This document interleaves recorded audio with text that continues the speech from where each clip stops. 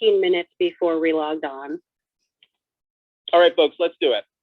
We hit our play buttons at the same time on the count 1, 2, 3. Got it. Sorry. Make sure you mute yourself, Al. Didn't have my headphones on. Sorry. Oh. Okay, I'm on a different TV tonight, and I understand the subtitle thing now. And those are some big titles. Those are some big subtitles.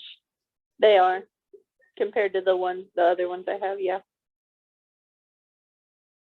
Should I be muted or not muted so you can hear me? Whenever you're not speaking, like I'm speaking right now, I unmuted myself. Now I'm going to stop. And I muted myself.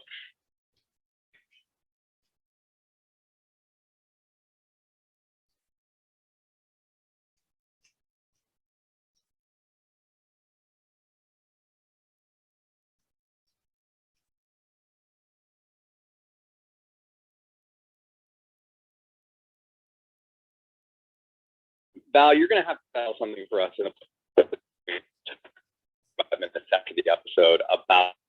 And what am I going to have to do? Well, you're going to have to settle something afterwards about brands and oh, okay. Keep cutting out. Visible in the background. Okay, we'll talk after. Am I cutting out? Your internet is cutting out. Yeah.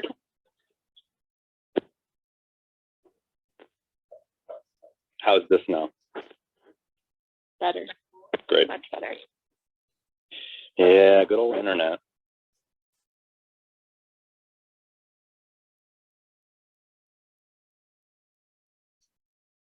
Do you like all the fake brands of food in the background? Well, that's what we need you to settle, because I was under the assumption it's all fake brands, but we've now been seeing lots of non-fake brands. So I want to talk about that afterwards. I know the answer. Not that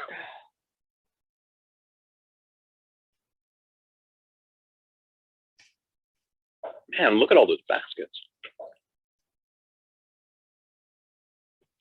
I guess your dollar store didn't have that many baskets. I didn't have any. I almost got like a laundry basket. Oh. That would have been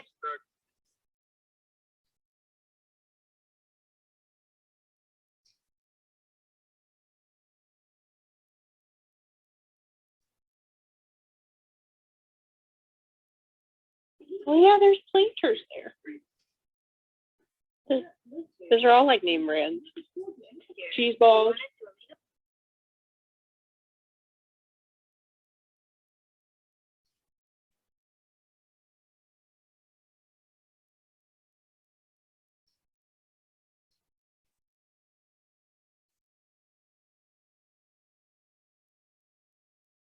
Sun-made Quake.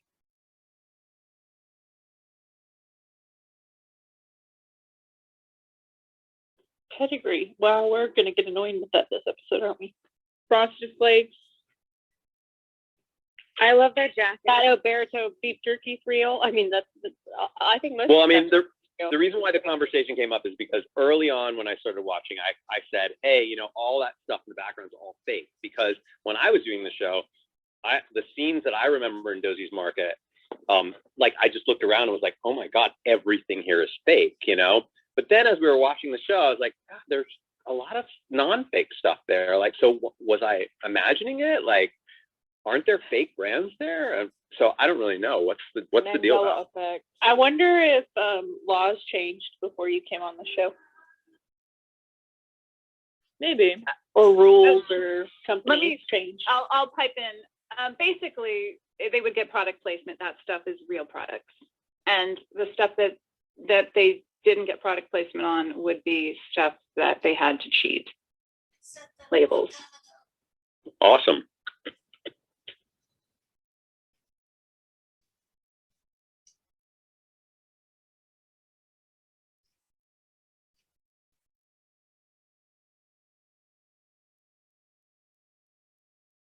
Has anyone seen the Two Fat Ladies?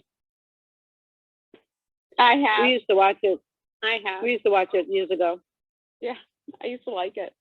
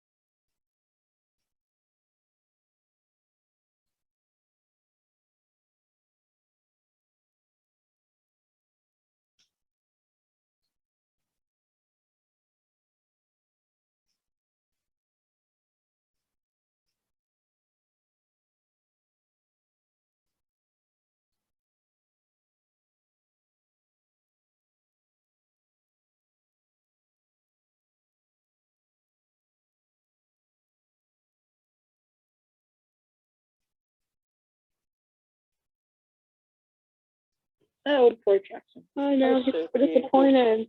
Oh, Did you just see Robert Lee walk by? I feel like I see Robert Lee everywhere now. Oh yeah, he's everywhere. He got a line on the show, right? At some point, they gave him a line, right? I want to say yes, but I don't remember. It probably was in the diner if they did. I think I remember a diner line, just a real brief, like, yes, here it is, or something. It's a big deal for background talent to be given a line.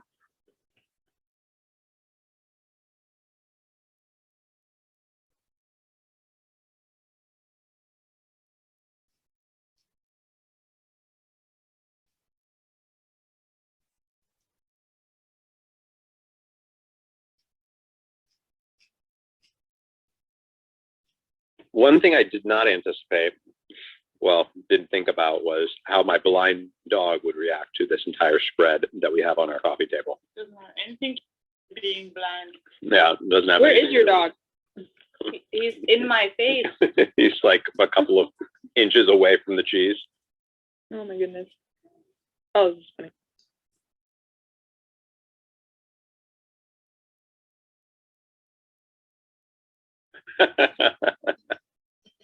Denied.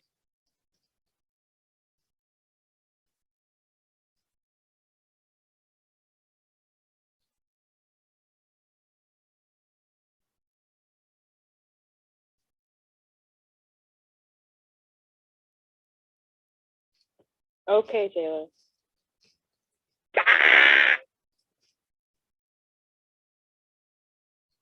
That was always our favorite Taylor sweater. Oh my God. Here it comes.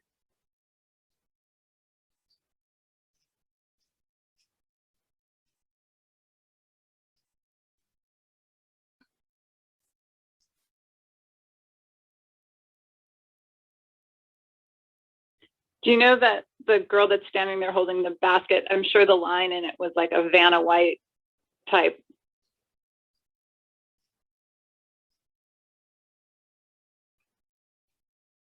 Here comes the best line. Oh, that was great.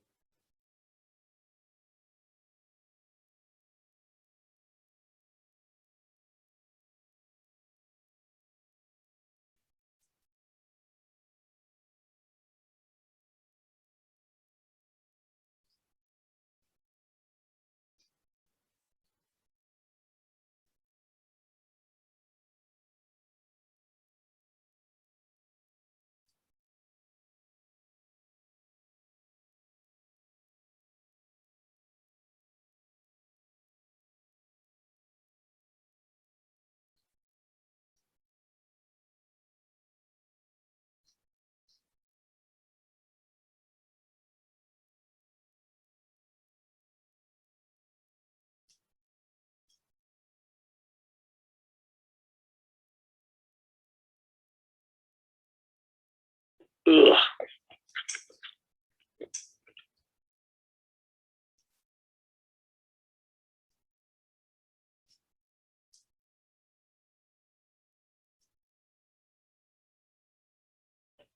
Jess was the only one that was like, I want Rory to speak.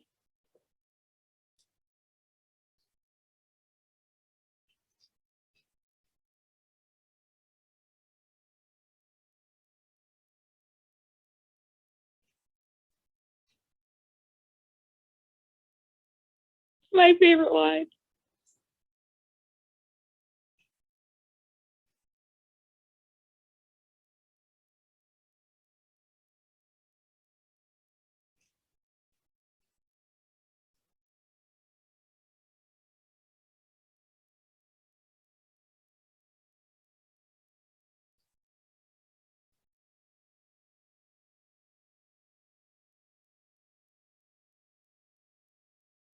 If you look at the shops that are behind them, they always change throughout the series depending on what they need to see in the episode. Oh, yes.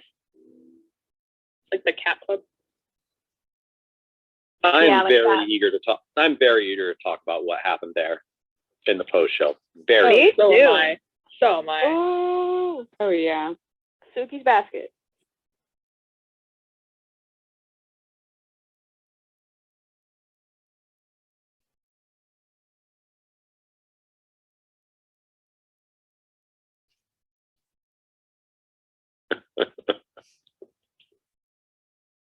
This makes me feel so awkward.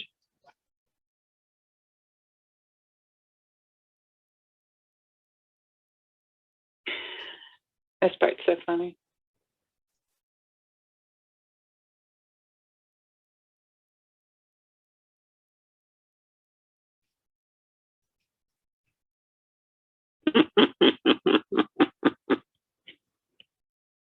Classic Kirk. The Kirk writing is getting tighter.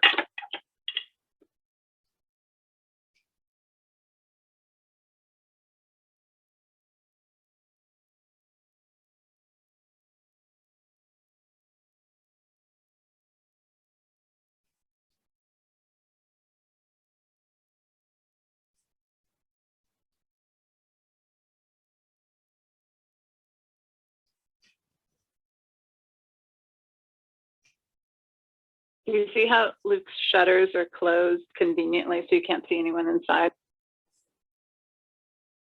Yes.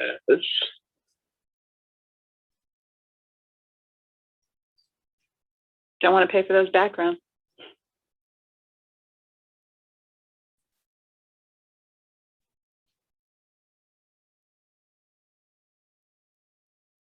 I mean, just in general, the whole town in the background is just empty.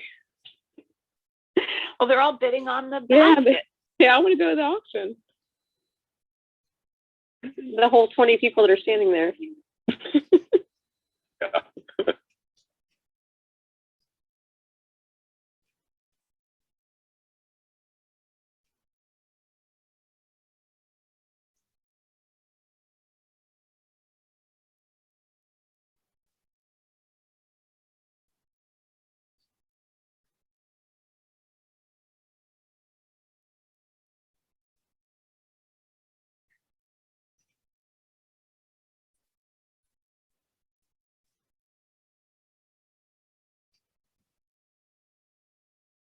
Oh, So dang cute.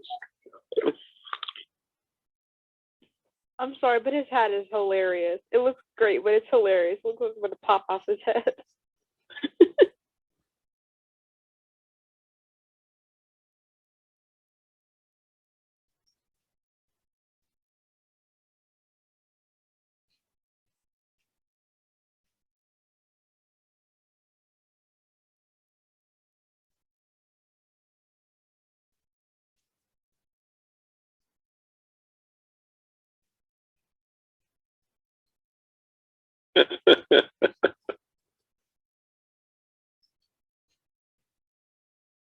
It gets better. Patty's so proud of herself. Who is that guy? That is not Caesar. Remember, That's Caesar's one of the changed. first users. There's multiple. Yeah, Eris hasn't been cast yet, so And look, we're just gonna deal with Robert him for Lee was the time outside, so being. he couldn't be in.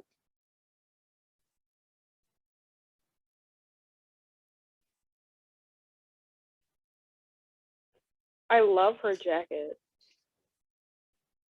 Me too. I love all the jackets this episode. My dad was, I think hers was navy. It looks just like the one Rory has because they have like matching jackets.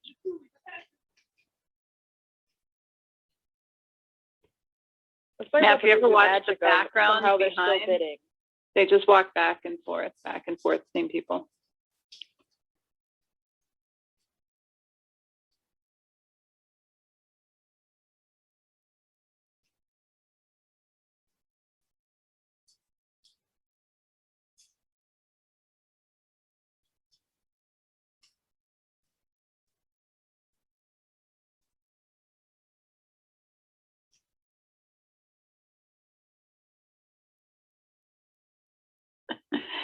Do you understand the joke of 5250? I don't. I do. It's the penal code for crazy. Interesting.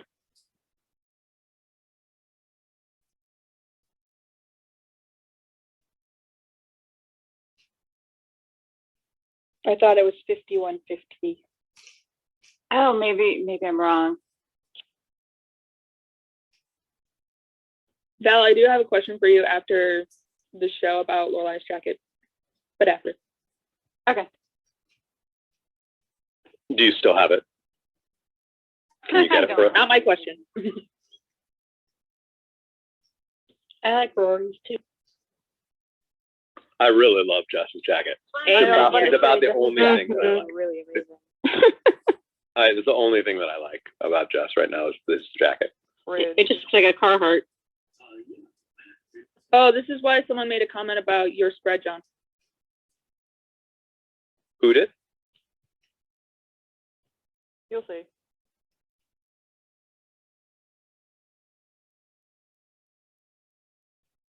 You know what I also love is the Stars Hollow sign changes positions. I hope this is not a spoiler for you, John, but it never is in the same spot throughout the season. I feel like that's not really a spoiler. Yep. Same with like fire hydrants.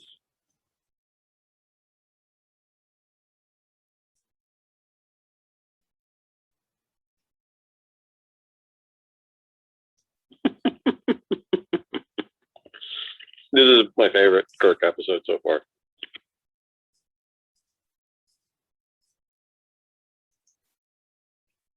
It's probably top 10 out of the whole series, I'd say, of his episodes.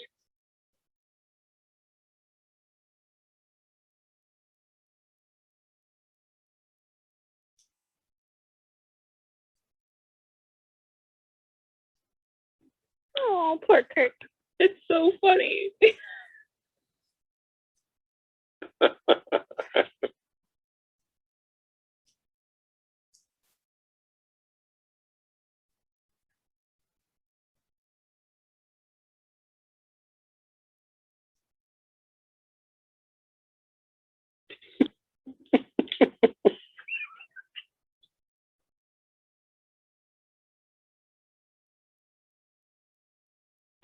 That payphone was never ever in that spot ever again.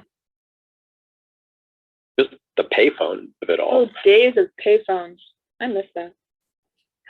Oh, you know why it's there? It's because she has to use it, but it's never ever there ever again.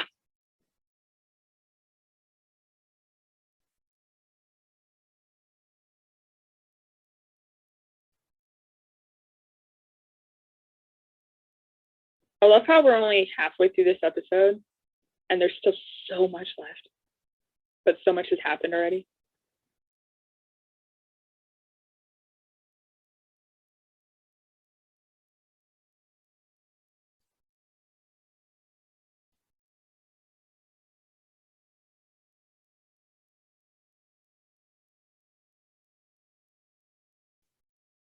Luke's jacket too. Everybody's jacket in this episode is amazing. Is that all you, Valerie? No, actually, I didn't design this show. I just made sure things were in the right spot at the right time.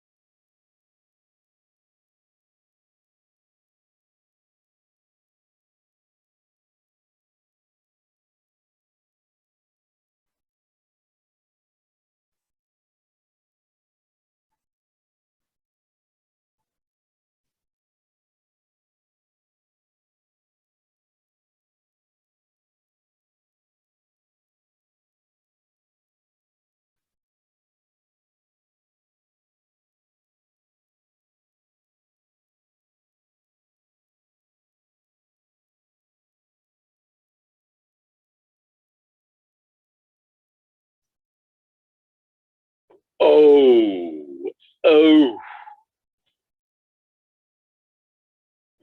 Yep. Oh. I know.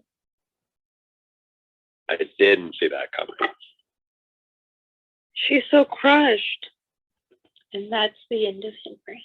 Oh, and That then worked that a was really Big amazing hug. scene. Oh. Somewhere in the distance, you can hear my heart break.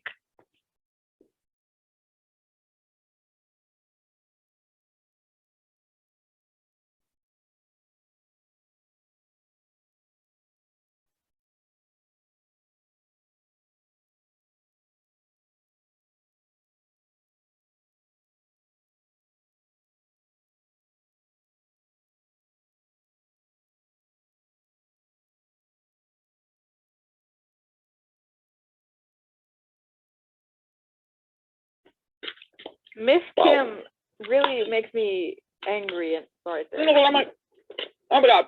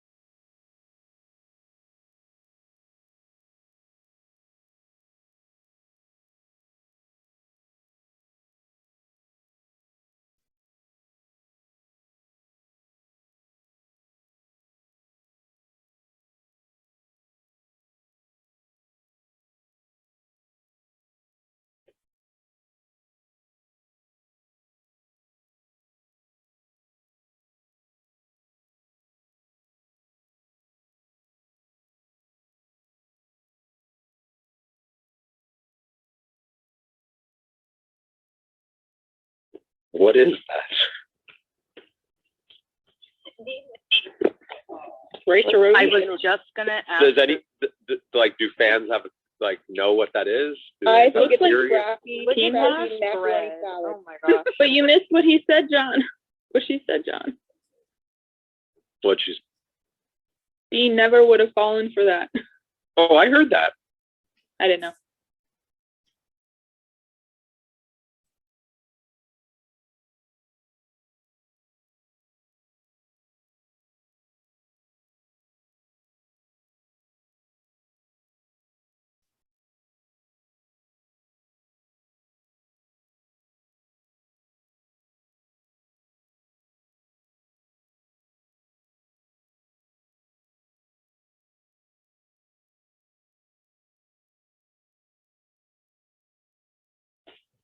Yeah, Jackson. Yeah. Oh, yes, yes.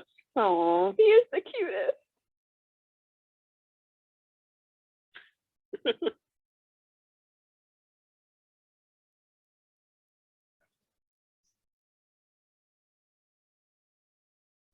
Woohoo! I forgot. Oh my god, it's so freaking cute. Yes. Ugh, I love that scene. part where she's Oh like, my "Are gosh, you Melissa pregnant?" is amazing in this role. Perfectly written and perfectly acted. That's my favorite. Just makes my heart smile. Just love this. Like everybody's just off in their little corners of this world, eating Luke their with picnic his eating salad. from their picnic baskets. As we are. Totally.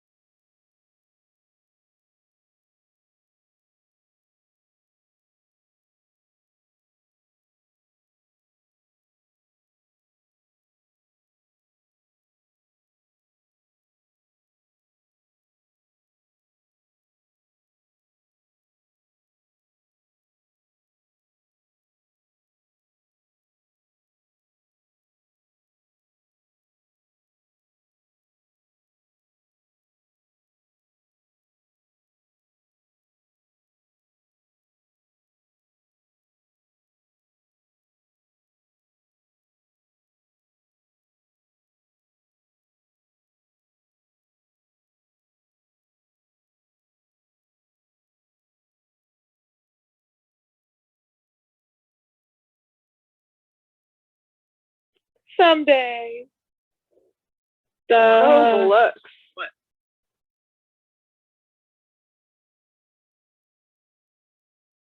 He's so sweet. Thanks, So Dean. We need sweet. a moment. Dean, you need to go away. He just ruined a moment.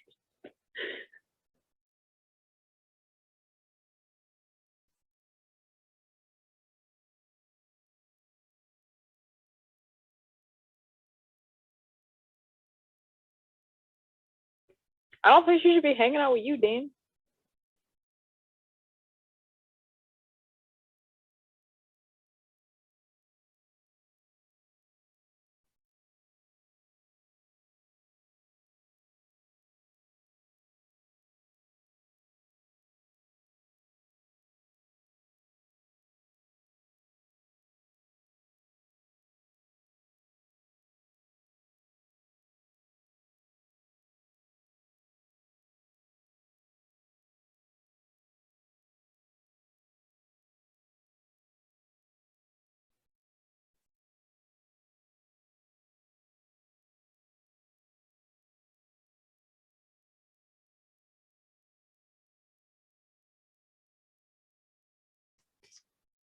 He really just said, I trust her, and then said, I hope you're right about her not doing anything to screw us up. Ah! He doesn't trust her. We've been new. Yeah, he doesn't, but he's scared of losing her. Annoying.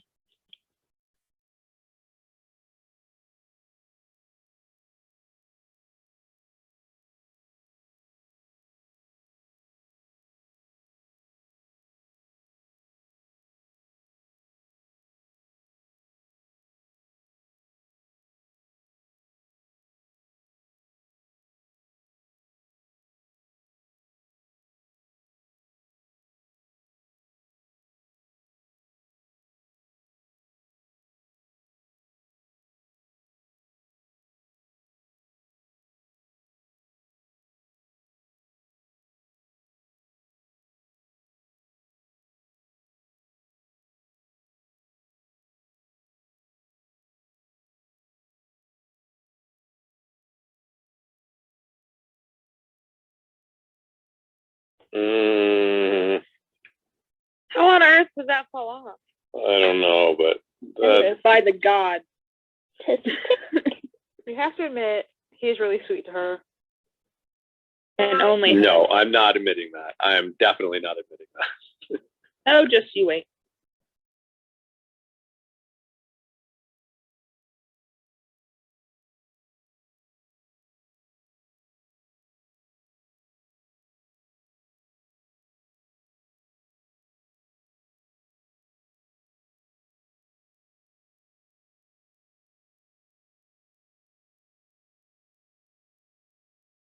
Oh, that's a scene I so wish they would have put in the episode.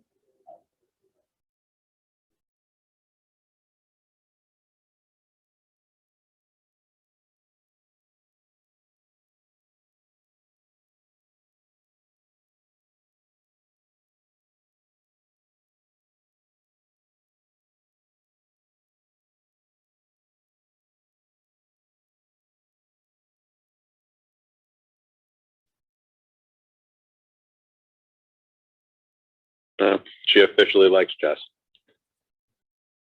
Oh yeah, totally.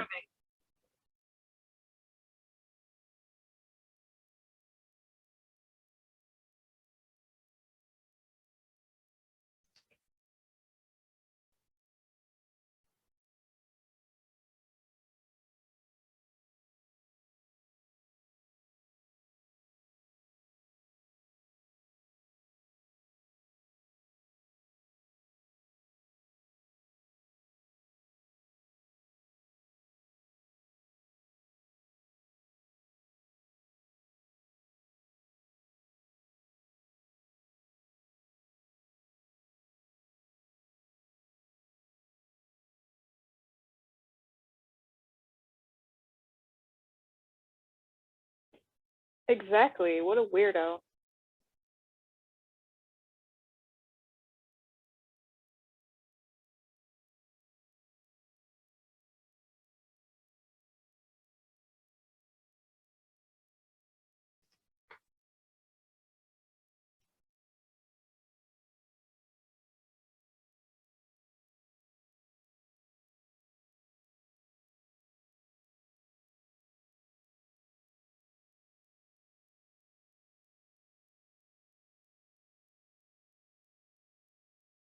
Yikes.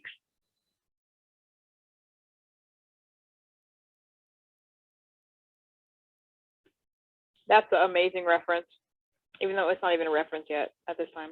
It aged like fine wine.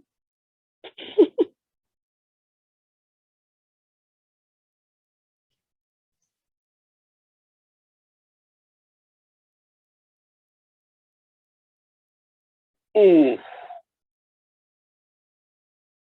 Double yikes. You of all people. Ouch. That was good. I mean, it was disrespectful, but true. She has a point.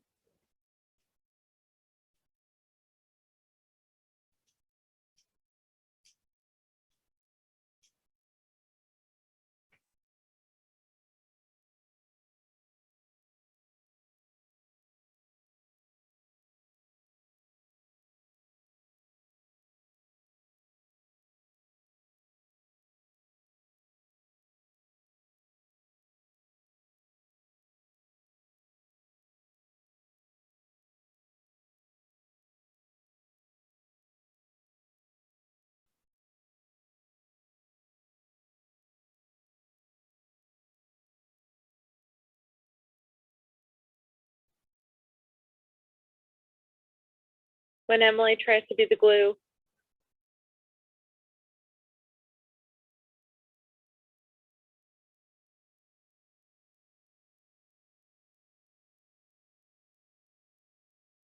She tried so hard.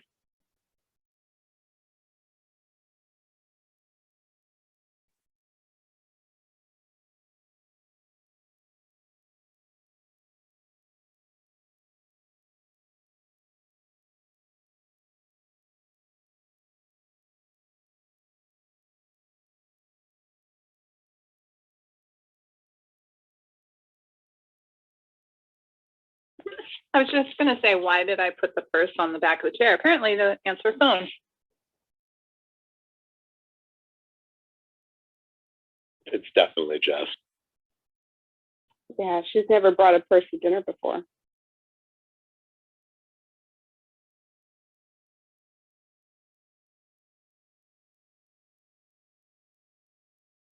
love how Emily's oblivious.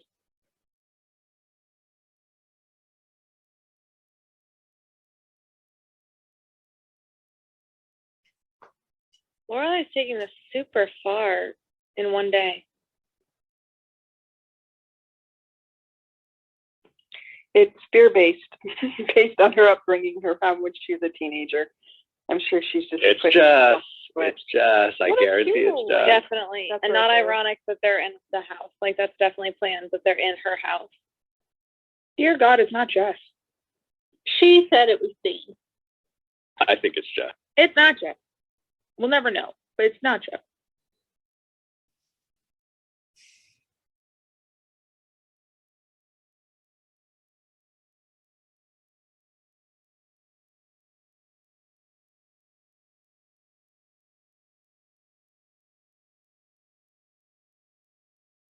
Hey there. This is Kim. Did the camera just tilt? Flexibility. Did the camera just tilt, or am I cracked?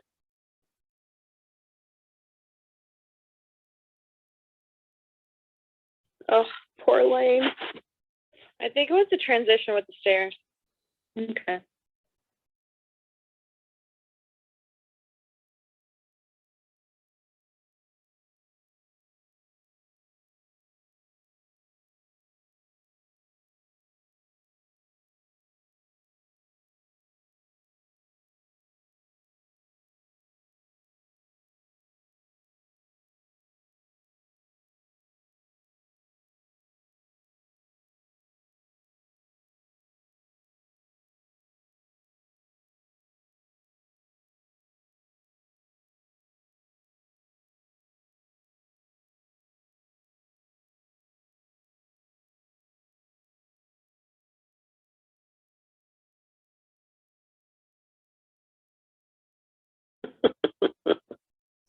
That's all she hears. That's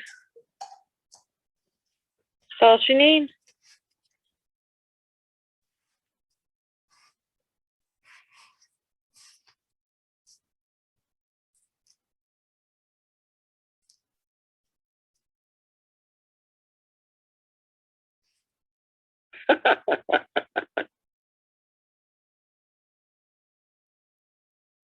I love that so much. I think she could have got him back if she really wanted to. I agree.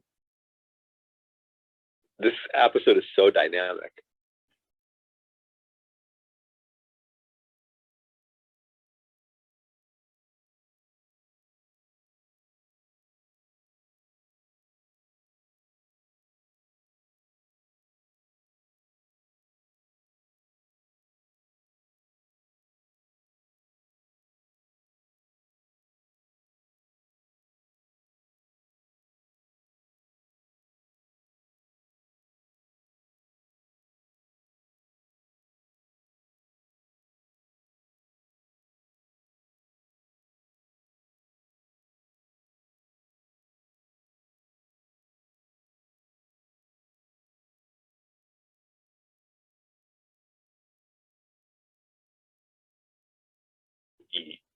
Yeah.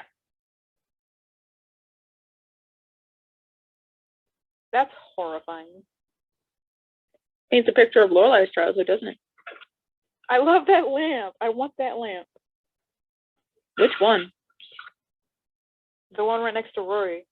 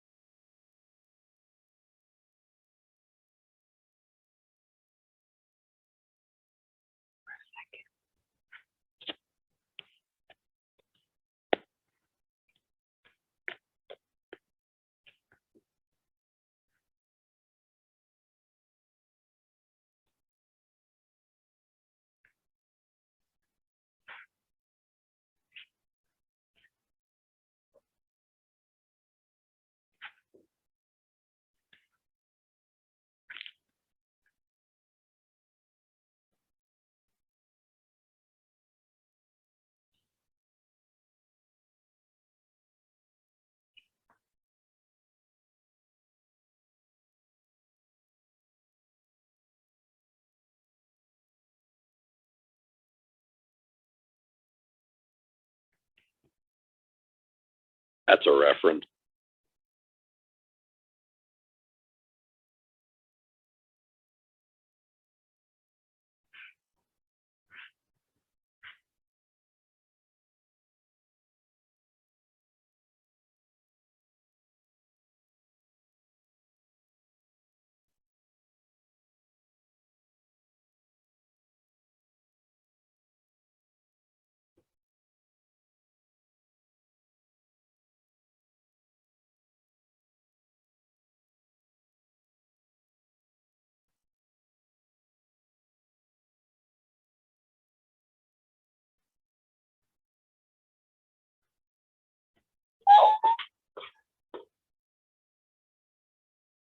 Tasha, I'm fine.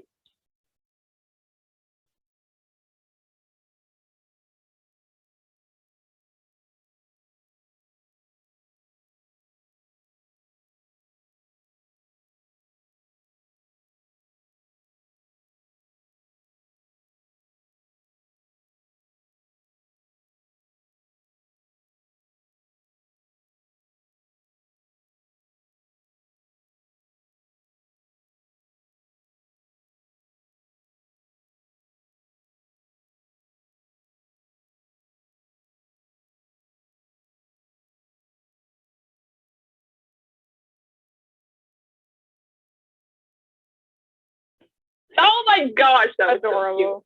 so cute. her Oh my bracelet. Oh, Oh my that god. bracelet. I'm gonna open up the couch, everyone. We have come to the end of the episode, which is when we open up the couch to others. The couch has now just magically grown longer, lots more cushions. So come on up, join the conversation. We are going to chat about what we just saw, what we just witnessed. So real quick, Episode. real quick, the Pasta. 5150 thing. The 5150 is welfare, and 5250 is the I'm gonna cycle. hang up the Zoom since I'm starting. Oh yeah, to- then I was right. I don't think It so. is the craziest. I don't think so. I know that Van Halen had an album called 5150, but Hey Val, and can I I don't ask you think a it was question? about welfare, personal Yeah, welfare. what's the question for me? Okay, so jacket.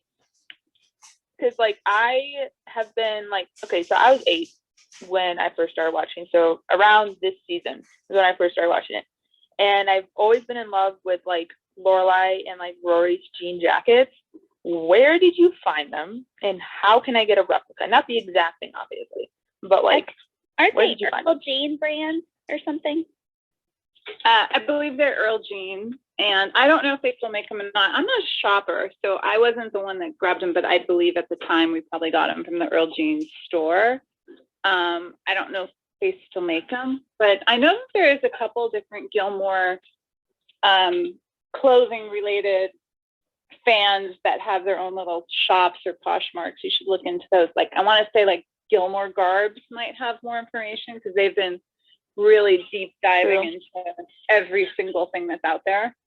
Because that's like my And, number one thing besides like Jess's t-shirts that I've been dying to have. Oh, Yeah, just I'll the find t-shirts, them a on lot of them were his. He was That makes wearing a sense. lot of his clothes to That makes set sense. and be like, hey, I want to wear this. And Brenda would be like, yeah, sure, go ahead. That makes sense. Like the tuxedo one was his. I forget. There was a bunch of them that were his. Were He the always Metallica went for- t-shirt his? Probably. I don't know offhand, but I just do remember a lot of clothes that he wore were his own because he'd want to wear it and he brought it and we Makes let a him lot wear of it. sense now. That just Anyway. makes the character so much better. That's cool. Oh yeah. Yeah. Makes sense why he's like been my crush. Anyway. John, I think you mentioned Boy in the Bubble, that there's a reference. You know what the Boy in the Bubble is, right? Yeah, of course. I'm just wondering how many well, like for example, Tasha or Regina. Do you know what that reference is? Oh yeah, I do. And we have to say, Y'all better Ann and I not are laugh. sitting here together, and we both clearly remember that John Travolta movie. We loved it so much. Yeah, I mean this is a real old movie. Well, not just Yeah. that, but like the actual boy who was in the bubble, because like Yeah. the True story. kid who actually was sick. Yeah, it was a true story. Yeah. Yep. See, I'm not that young. Then there's a Seinfeld episode that was That's kind of off of it too. We've that's just talked Val a few times. You know, there have been like some references that I've just been like, man, like that reference has really aged. Like there was one reference early on, I think it was in episode 1, that was a FloJo reference, like Lord Griffith Joyner, which The runner, like, right? I mean, Yeah, which is like, man, you that like that's yeah. I mean, it's cool. It's cool because I'm sure that many fans they don't know what those references are at this point, or like newer fans of the show, younger fans of the show, and if they love the show enough, they're gonna look it up, find out what that is. And where did I start? Hey, Sabrina. Hey, I was kind of in the background. I just wanted to quickly say that Gilmore Girls was like my key to pop culture for many years. Like I became a huge fan of the 1960s soap opera Dark Shadows because of Gilmore Girls. So, I watched Sabrina because of it. Yeah, there are so many things that I think a lot of us really like watched or read or experienced because you know it was something that Lorelai and Rory really enjoyed. The list of 339 books, like I'm on my way to like collecting the ones that I'm interested in, mainly because of that show. Nice. So speaking of, where do we start with all this? I just remember when we were shooting it and we'd read the scripts and we'd see these references, and I mean, half of them would go straight over my head. And at the time, I mean, the internet was around, but it wasn't like you were really using it to look for things, to understand what things were. It wasn't as full as it is now with like Wiki and everything else. Well, I feel like half of the references that I remember are like when we would do table reads, you know, and you know, there'd be like, I feel like by the time that I was doing the show, more so than now, the pop culture references were just like rapid fire. And they were either like references to like things from a decade or two earlier, which were clearly like just references that resonated with Amy and Dan. And then there were like references that were like right then, like things that were happening, you know, within the last 2 or 3 years of the show. But now, you know, like all of that stuff is like 20 years, at the very least 20 years old, you know. Well, I remember we were shooting this one episode. I'm not going to spoil it for you, John, but there was some reference to an actress that was married to another actress, or would be married to another actress later on, and she had just written the book. Yeah. And Amy was on set, and she was like blah blah blah blah blah blah blah, talking about this particular book that she had just read, and then literally the next episode, it was in that episode, and we're like, oh, she must have been trying out material on us. Hey, Valerie, can I ask a question?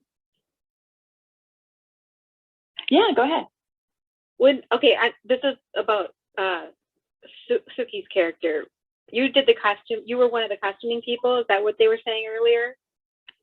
Yes. So was her like the way you guys would have her in the show? Was there like a real particular look that was related to the character's personality? Is that how you guys kind of matched the way they looked, or was there another way you guys went about that, or was it just that Melissa McCarthy like certain styles and things? I'm just curious.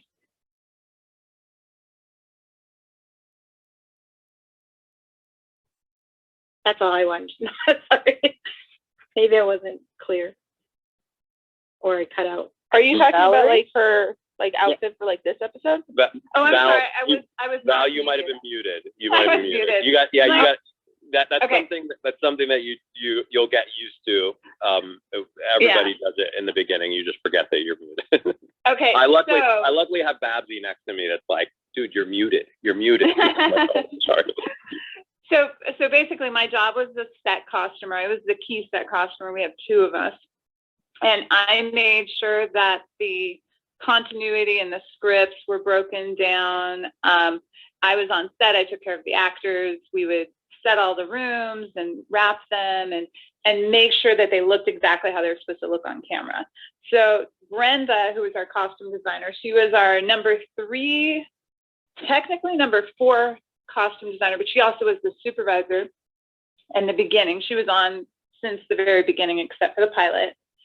That was her job, to design and go over with the actors what the looks were and kind of hone down what they were going to shop for or get or make. But as far as Suki, Melissa, because Melissa was a little bit larger, it was harder to shop for her. And Brenda is also a little bit larger. And so Brenda had an advantage because she really understood how to dress Melissa's body in a way that looks amazing and great. And you just couldn't find it in the stores. So what Brenda would do is she'd go out and she'd find like 2 or sometimes 3 dresses, only because you'd have to get the pattern. And she would cut those down to fit Melissa, and they were just beautiful. And she made her look really great. But she wanted her to look fun and young and stylish. And so she was able to do that only because Brenda's great at what she does. But if it had been another designer that maybe didn't understand her body type, it would have been a lot harder, because those clothes just didn't exist in the stores for that type of body, which is really sad. And that's one of the reasons why Melissa has gone on to create her own clothing line that's accessible for all bodies. Yeah, I just always thought the way that her character was, the way she dressed and everything just matched her personality. So it's always just fun to see what she got on in different episodes, at least to me. It's like very eclectic. Yeah, she definitely has really, I mean, a lot of them had really, really cute clothes for the time. Obviously, some have aged better than others. Oh yeah. Oh yeah. That looks kind of 90s in this episode to me. Very much so. But this episode was interesting because I kind of had forgotten that Emily, Mrs. Kim's hair was so short. Yes, for a couple seasons. I feel like there were a lot of hair changes. Like Jess's was long, Rory's was always ponytailed, except at the end, and then Mrs. Kim, was shorter. And Her hair John was longer mentioned in last this episode. last episode that he really liked Mrs. Kim's hair like that. Yeah, it looked really cute that way. I mean, I don't think it looked bad in any of the other seasons, but I was just like, oh, that looks actually really cute. I mean, she was everybody looks like babies when you're watching the show, especially the first and second season. Rory still has a baby face. She was young. I mean, she was a couple years older than what her character's age was. So she was 2 years older because she was 18 when she started doing the show. But my question is, when we discussing this episode, where do we start? Cookie and Jackson. Oh yes, okay. Yes, absolutely. Someone take it away.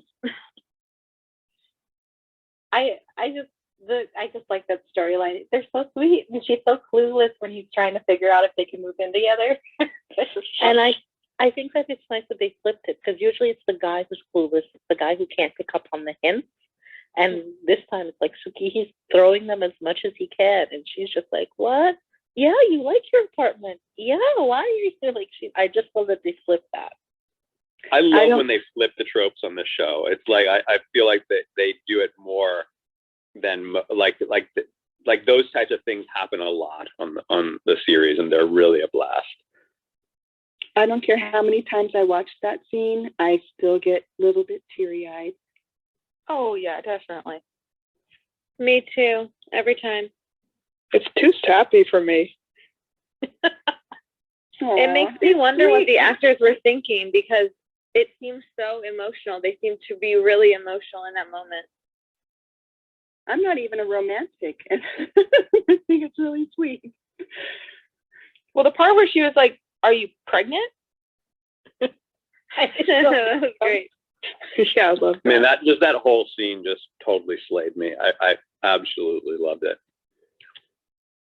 And Kirk needing 2 forms of ID for Jackson's check. Kirk is just crazy. Kirk is Kirk. And then he didn't accept the check in the end, because he doesn't look like his picture. But he's going to get a lot of crinkle cut hair. Is the best But one. what's funny about that line, and I think today, nowadays, people don't use checks. And if they do, it's just to some unknown person that you're mailing it to. It was like when you did go to the store, that's what they said. Yep. Yeah. Forms of ID. Like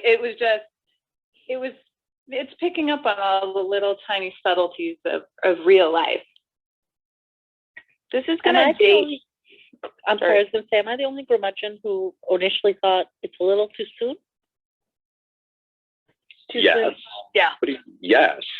I think so. Sorry, They've been for like a year and a half at that point. A year and a half, and they're what, in their 30s? I mean, I'm think getting a in compressed.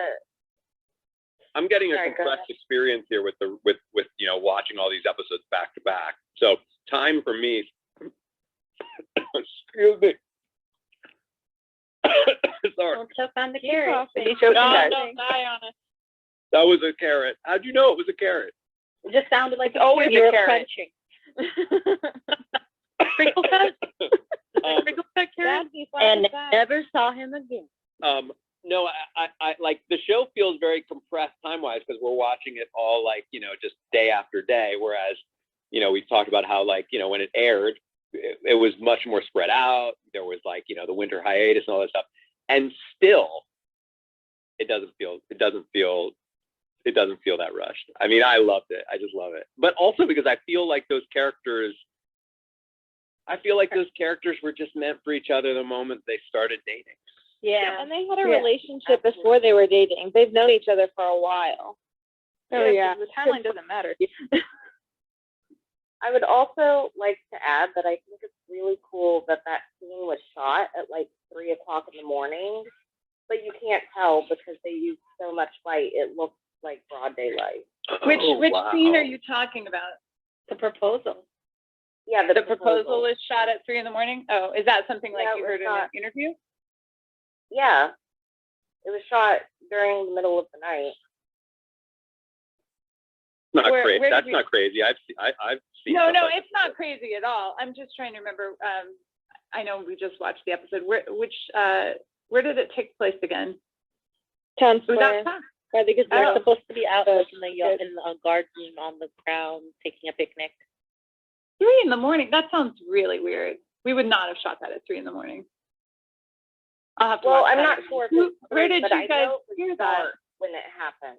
Oh, I mean, it could have been just right after dark. They would not have planned to shoot something at that time. That's not even feasible. But they would have shot it like if it was just starting to get dark and we kept going throughout the day, but we would have moved on. There was always plenty of stuff to shoot. We would be on stage at that point. We very rarely did like a day for night or a night for day or whatever you want to call it.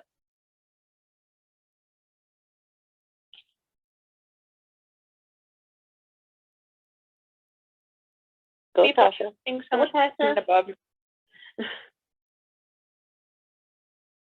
Okay, Tasha, what do you got to say about Jeff? I wasn't even gonna get there, but if you want me to go there, I will. Oh, well, what were you Okay. going to say? Well, no, we'll go there. I guess I'll start off that section. So, as I've said in spoiler after hour, leading up to this episode, this is like. Well, we aren't in spoiler after hours, so no spoilers. No, I know, but I've mentioned this episode. She talked Leading about up. this episode a lot, John. She finally made it. Okay. I know, and I can talk about it. It's great. All right. I really, really love this episode, mainly because, like, it's just like, we all know that Jess wants Rory. Like, it's so clear now. And I just, like, he has so many good one-liners in this short amount of time that is, like, fitting for the basket. And then, like, Dean and Rory having their little spat. Like, my favorite line is, "Oh, geez, man, she's not shipping off to Nam," is my favorite line out of him. But like what drives me up the wall every single time is that, yes, Dean doesn't want Rory going off with Jess because of his own insecurities and him being a big baby. And I get it to a point. But at the same time, it's like, he should trust Rory enough to know that nothing could happen. And if he does love her and does trust her enough, he should trust her to go off with Jess and knowing nothing will happen, because he made Rory asked the question, "What do you think is going to happen?" And then Jess was like, "Yeah, I'd like to hear this one also." And then Dean didn't answer so he must not trust her enough to go off to lunch with him, knowing that nothing will happen. That's what bugs me. Sounds a lot like the Tristan conversation. Yeah. What he thought would happen is what happened. Yeah, she said, "Oh, these are the rules. We gotta I have to go with him to the basket. But what happened? She was emotionally involved. She started opening up emotionally to him. They went for pizza. They went for books. It's dark when she gets home. So she called. Yes. It's secure, and I'm not defending him at all. Oh yeah. But he was kind of spun on about what happened. I think what he was worried about is exactly what happened. I mean, I yes, am kind of defending him because I think that he was egged on. I think that Jess really pushed him to that, you know, from the beginning. Yeah. I know we've talked a lot about, like, you know, whiny Dean and, you know, manipulative Dean and you know, clingy Dean, but like, this was a perfect example of an episode where any of that stuff that we saw from Dean was absolutely 100% provoked, like totally provoked. And to Rachel's point, everything that Dean was worried about happened.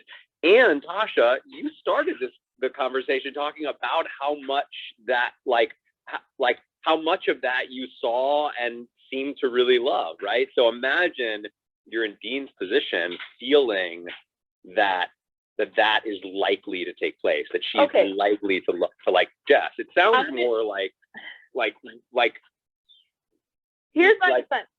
And Dean should Dean, like, I guess my question is, should Dean accept that she likes Jess? Okay, let me defend myself on this. Let me defend myself. Yeah. So while I love what is going on with Jess and Rory, and that no one can ever change my mind on that.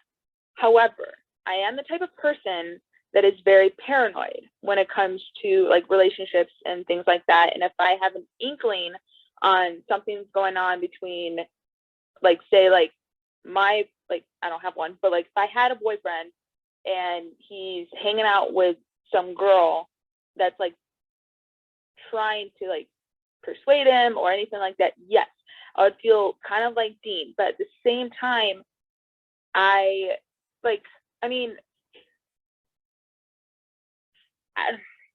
isn't it reasonable if you're with somebody to get really bent out of shape if somebody else steps into their sort of sphere and doesn't respect your place there? Totally. Challenges. Yeah, absolutely. I mean, yes, like very if much. your territory is being like threatened, yes. But at the same time, it's like they've genuinely each other to provoke him though, Tasha. Jess is intentionally trying to get a rise out of I know. because he can. And there's an episode that's what totally makes it bad that Jess is doing it. Jess isn't just doing it for Rory's attention. He's doing it to piss off Dean, and that's a bad thing. And they were both acting like idiots in this episode at different points. Okay, let me say that I've said that whole time. I am not always condoning how Jess goes about things. But there's a lot of good things that he has about his character But we haven't seen them yet. I know. Especially this episode, he comes off the villain. Like, there's nothing majorly. Yes, he has a lot to worry about. Right. Total villain. Keeping it and then playing with it. Myself now. Sorry, Amanda, I saw you flashing. I should have let you I'll stop talking. No, it's all right. So the thing with Jess that I feel is that it's hard for me to root for somebody who is actively trying to destroy somebody else's relationship. Like, if you like this girl so much, why are you putting her in these incredibly tough spots to have to defend herself to her boyfriend? Like, you know that's what's going to end up happening, so why are you doing that? I struggle with that because Rory has a choice. She could have immediately said, like, hey, you got my basket, but I'm not going to follow the rules, or we're all going to go together. Exactly. Thank you, Jess. I mean, this is the caveat that Jess is my favorite character, but I don't think they deserve to be together in this moment. And I do think Jess was extremely manipulative, but I love this episode.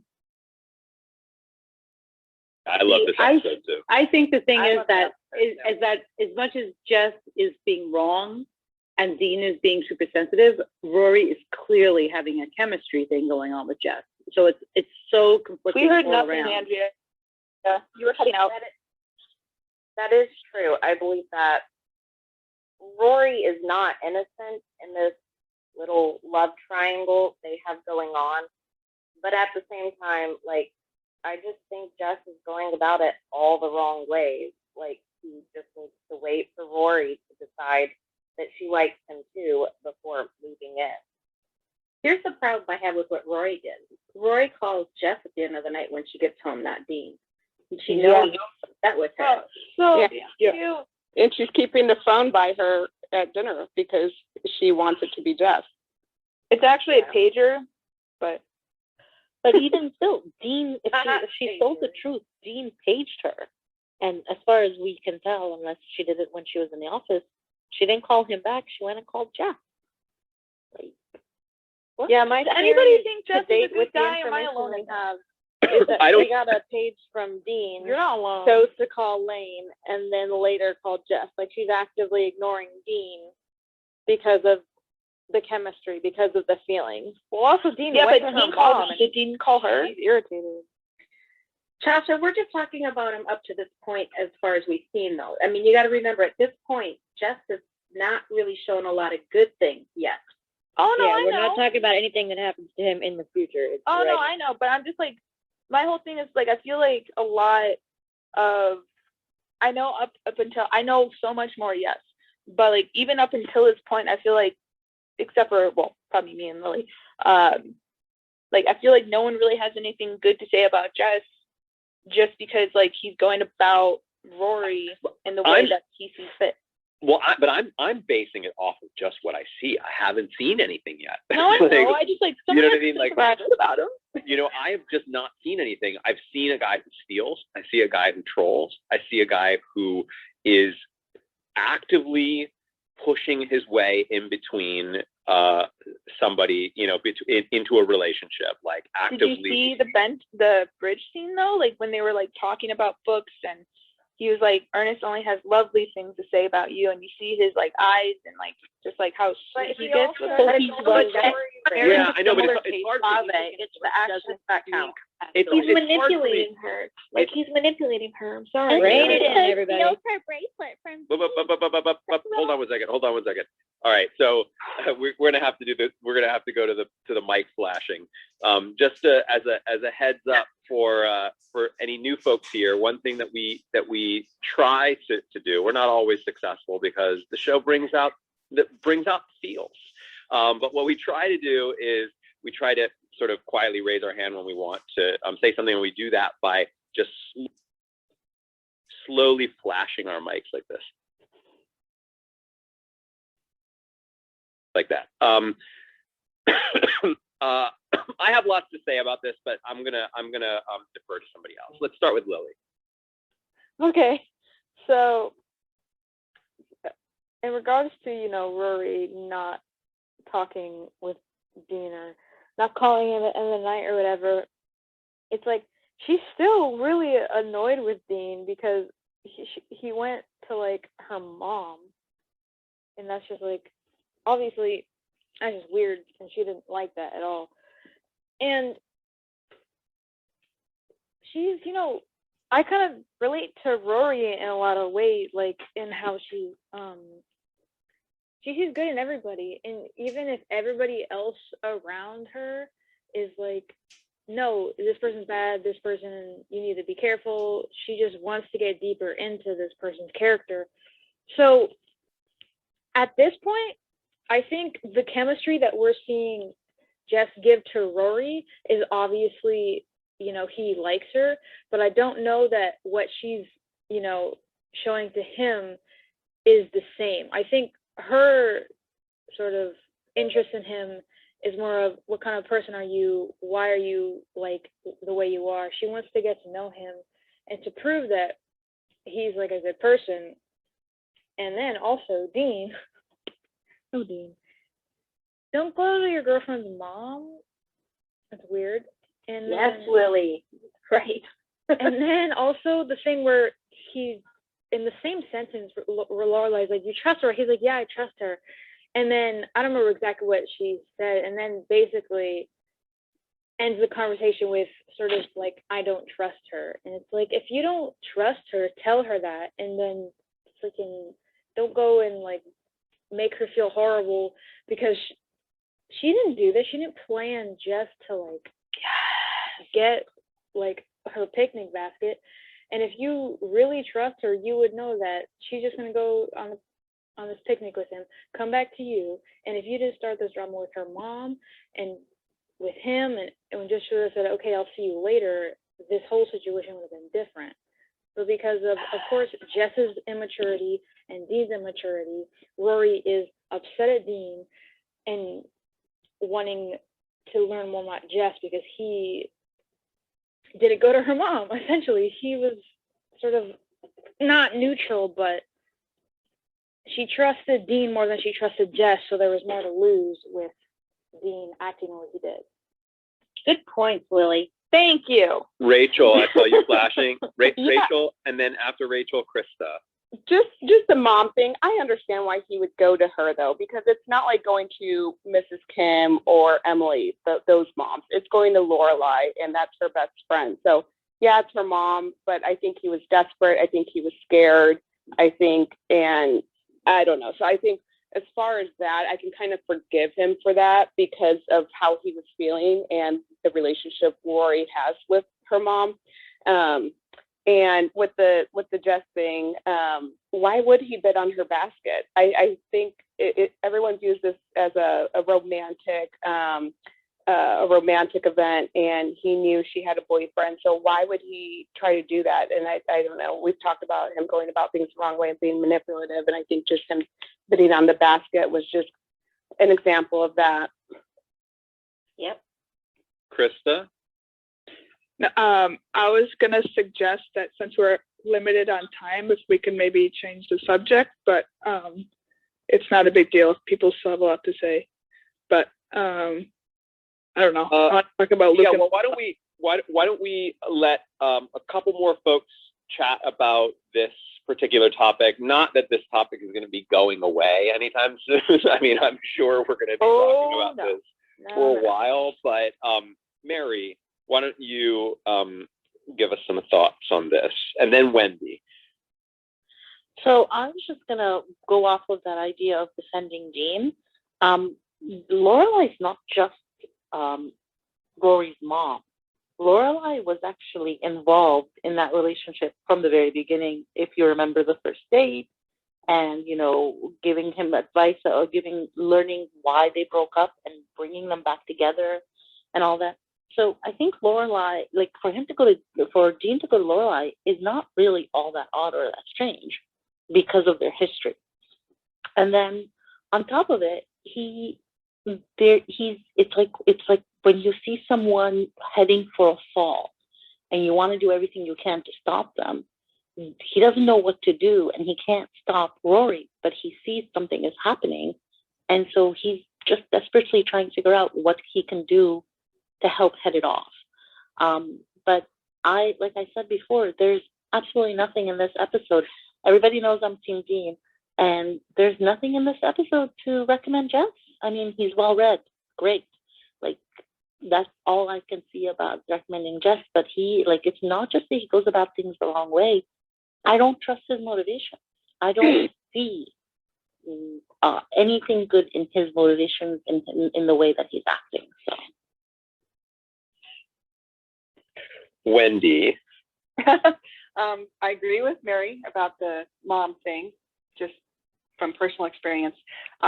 Just kind of opinion about Jess. I do think he really likes her, but I think his motivation as well is pissing off Dean. So it's kind of like a double thing where, yeah, I like this girl, and oh, how fun it is to screw with her boyfriend. I don't know if, he's consciously trying to steal her, though.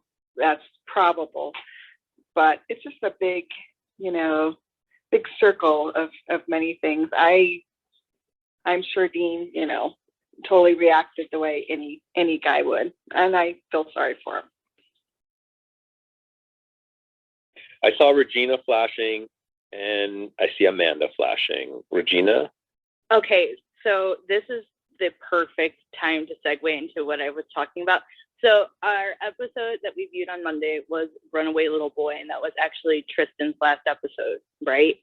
And this is where I was saying, like, there were a couple of fan theories floating around that had Tristan not left, we probably would have seen the same storyline go about that we see with Jess and Rory at the current moment. And I definitely, said, there's a certain episode, I was hinting at a certain episode that was to come that further solidifies that theory for me. And this is the one. This is the episode. Just because as I was thinking about the characters like Dean and Jess, a lot of the animosity that comes about from Jess doesn't make sense for me. Like, I understand, like, he's jealous because Dean has the woman he loves and whatnot, but with Tristan, it makes more sense because they had that prior history. You know, they had that interaction at the Chills Informal. You know, they were going to fight each other. And I think that outbidding of the basket thing, I think that's a rich kid move. Like $90 for a basket. I was like, how did Jess even get $90? You know, I don't even think at this point in time, like, it's revealed that he has any other means of income other than at the diner. And I mean, shoot, if I could earn $90, like, you know, I never even earned $90 working my minimum wage lifeguard job. I mean, if you could earn that. He probably stole it. No, his mom might. Oh my His God. mom might be sending him money because you know obviously he can't just have nothing. So I think it's his mom. That makes He sense. also worked at Luke's, right? Now, where did he get the Well, no, I mean, like, he couldn't just get $90 from like a diner job, but Luke that's what I was probably thinking. But bored I don't know after how the restaurant industry works, just because I know that, like, there's minimum wage and that, like, people in the service industry get paid a little bit less than that because their pay is supposed to be mostly comprised of tips. So I was like, I don't know. You can get $90 in tips in one night. The only thing that I'm having a hard time seeing is, like, let's say there wasn't Jess and it was Tristan. The scene there at the lake wouldn't have really had the same kind of impact because I just can't imagine Tristan being able to hold his own in a conversation about literature. Well, I think this is where the whole rewrite of the character would come in, because they'd have to rewrite the character in order to make it seem like appealing and stuff. But like, I like the animosity between like Dean and Jess to a certain extent, it makes sense. But like, to, you know, that's all for me, you know, like I can't accept it 100%. I was just like, you know, there's just no way that I can accept Jess hates Dean that much, you know, but again, that's just me.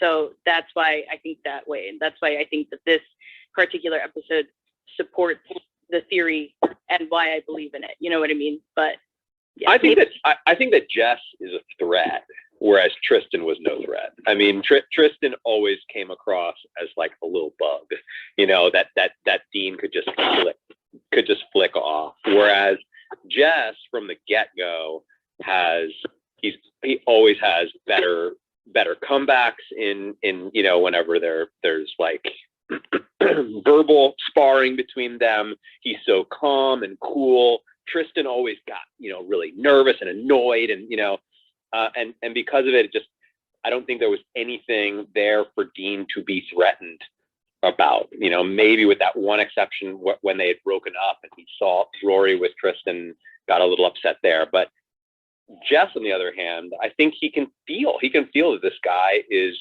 really good at what he does, and he feels like a real threat. And he's right, he is. Tasha. Thank you. So I have mellowed a little bit, not too much, but mellowed a bit.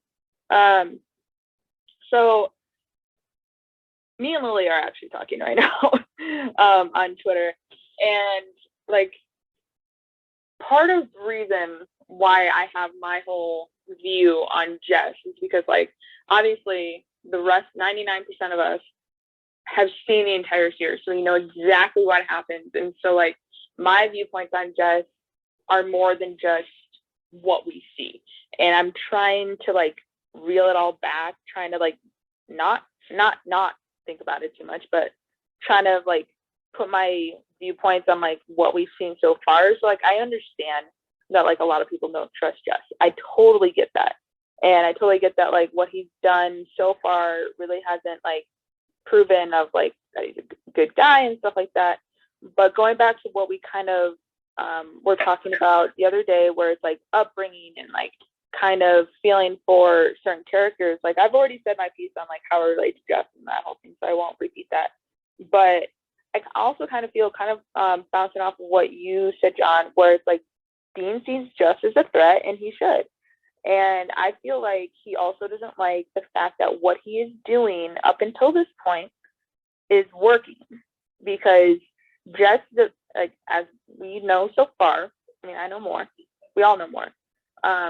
But Jess is the type of guy that he sees something he wants, and he does everything in his power to get it. And so what he's done so far is working, regardless of what Rory knows it or not.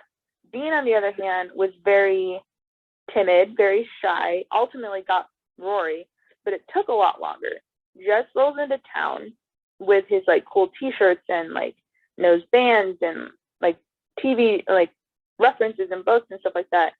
And that's not usually the pace that the show takes. And so Jess sees something he wants. He's like, okay, this is going to be fun. I know exactly what to do that I can get her. And it's working so far. And I think Dean doesn't like that. And because that's not how he works. So that's my not only does Dean not like that, as a viewer, I don't like that. Right. So like I'm watching and it's like, it's kind of, it's bugging me seeing him do that. I feel like now, in life, you just have to like, if you want something, do legally, I mean, whatever you want. But wait, if you want something, but like, you know, there's sort of ethical bounds that people, Oh yeah, definitely. They draw lines on what on the things that they want that they don't think are necessarily right to go after.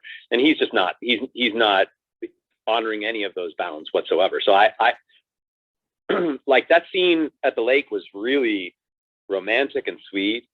And that scene at the end was really, I mean, I know how that feels. Like I know those, the feeling that both of those characters had there at the end with the phone call. Like I can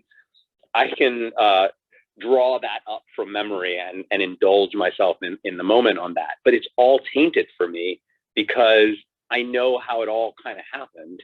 And I know that there's this other guy there that I feel doesn't necessarily deserve to be treated that way. And yeah, I mean, and I'm ready to see something. I would love to. I'm ready to see something that changes my opinion about Jess. I'm sure that I will, or at least something will happen that will be a sort of reversal of all of this stuff. That's good writing, and the writers have done a really great job of constantly changing, like flipping out the script on how we feel about certain characters at certain times. But as of right now, I just haven't seen it yet. That's it. I just haven't seen it. So Amanda and Emma were flashing for a while down below. I don't know if you remember. And Nicole. Yeah, Jessie Rose has been flashing her mic like for a while now, like while I was speaking. So like, I don't know how long the other. I was just clapping for what John was saying. By the way, Anna Rodriguez, I'm trying to bring you up, and I keep hitting the invite button because I know that you raised your hand, and for whatever reason, it's not. It just keeps showing you. So just know that it's not for lack of want. I'm trying to get you up here, but for whatever reason, Clubhouse is not working. You might want to leave and come back. Yeah, you might want to leave the room. Just leave the room, then come right back in. And sometimes that just kind of like joggles it, and then we'll get you up then. So John, there's some people who did want to talk about Luke and Lorelai as well. If anybody about them. Yeah, and by the way, I'm here for a little bit longer. It's Friday night, so I know that we've this is a big episode, so we might need a little more time. Touching on the Lane and Henry Cho topic, or no? Sure. I mean, or Emily's and Emily, dear Lord. Yeah, Maybe we could table Jess for a while because I know some of us will still hang on later. Oh, yes. Yeah, and like I said, this just the conversation. It's not going anywhere. I mean, we're going to be talking about this. We're going to see lots more Jess and lots more Dean if my instincts are right. But maybe not a lot more Henry. So we better talk about Henry. Yes. Yeah, Henry. let's get Henry. Henry. Poor Henry. He asked another he girl was to the prom.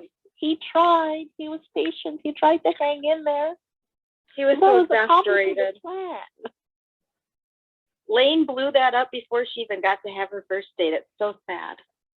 Absolutely.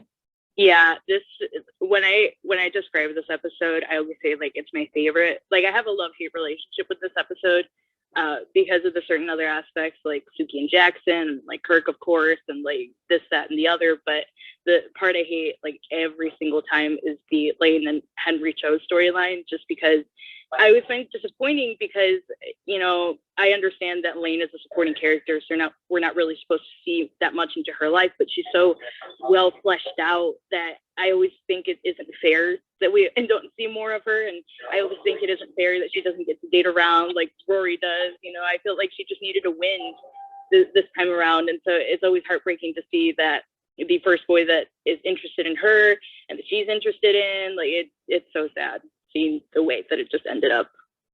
Hey, Anna, just thanks for coming up, by the way. Finally got you up here.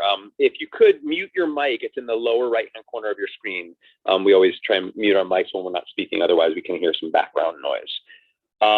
Yeah, the Henry trope, it's so wild to me. It's so wild, like Valerie, I was like actually mentioning this the other day, like, you know, I mean, my involvement in the show was all about Lane. I didn't even know about this character, like, and I've like grown attached to this whole Henry Cho storyline. And it's kind of sad to see him go, to be honest. Nicole.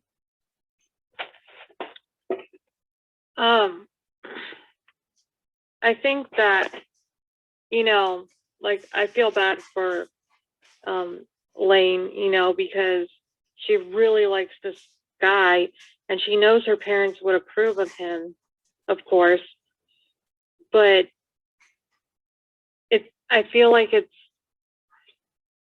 you know, like I've had times where I've been with a guy where I tried to sneak around or whatever, you know, and then it just doesn't work out. So I feel for her, but at the same time, it's like her mom actually like understood in the end. And then, you know, and Lane still didn't get to have her little high school thing, dating, boyfriend, whatever, you know, even though her mom was, you know, like loving and caring about it in the end, you know, and I think seeing Mrs. Kim and at this point, seeing Mrs. Kim show some like softer sides for her daughter, you know, but also, you know, like when, you know, she's like, you know, seeing how hurt her daughter is and trying to make it better, you know, it just shows that, well, she can be hard and, you know, sheltering, you know, parent, but, you know, you see that real that connection, that love, that mother-daughter, you know, moment where, you know, you see it a lot with Rory and Lorelai, and like, you know, someone said about it's sad that Lane doesn't have more storyline, more whatever, because she's a teenager, so she's not as level-headed at this point. But I think that she, like, I don't know, she, An opportunity. That's what it really comes down to. yeah, I don't know, I just love the moment between her and her mom. Like, it just sometimes makes me cry. No, I think it's just that her mom realized that he was Korean, and she was just upset that she missed that opportunity to be with a Korean boy. I know it was a very weird moment for her to say that, because it's like, here she is wanting her daughter, not wanting to have her daughter leave her, but then, oh, hey, he fills all the holes.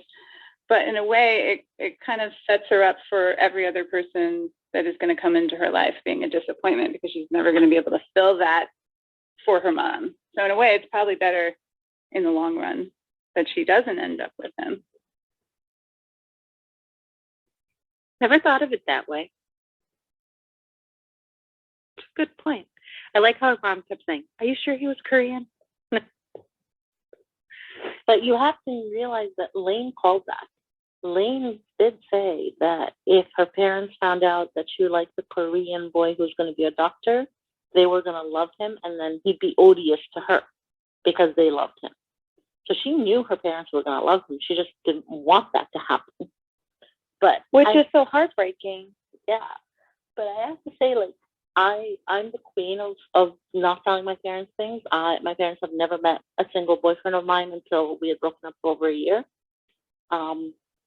And you gotta keep it simple. Like, this crazy, we gotta have a play phone, blah, blah. That's way too many variables. Like, I wanted to shake Lane and be like, no, keep it simple. Like, You, the You master, mean had two circles around the square. boys don't have the peach. Sorry, John, and all the other gentlemen, but boys I don't was have the like, brain I was power like, to come up with why? an elaborate plan. Plus, remember, he was doing, like, phone calls to Rory to Lane, so he's been through a lot. Yeah, Yeah. group calls. Remember when there was group calls? I initially expressed my gripe about this episode, and I thought it was mind-boggling to me that Lane never told her mother, because I was like, okay, this dude checks off all her boxes, you know, like, surely it wouldn't, the confrontation wouldn't be that bad. But this is coming from someone whose upbringing and, like, parents weren't strict like Mrs. Kim, but they weren't, like, you know, like besties like Lorelai, you know what I mean? Like, they were somewhere in the middle. So I still had, like, my agency of choice and stuff, and I could confide in my parents and whatnot. But I think someone who replied to me explained it very well to me, and they said, like, I think it was her rebelliousness. Sometimes kids who have strict parents can't accept a good life choice because it's what their parents want, and feel like they lose some agency in their choices. Lane was so used to sneaking things she liked in her life that she needed this to feel like she really chose him, and not that he had once again was imposed on her. And I think it's a very interesting perspective to look at. I agree with that totally. Like, yeah, I'm sure that that's what's going on. And it went on with Lorelai too. Sorry, Regina.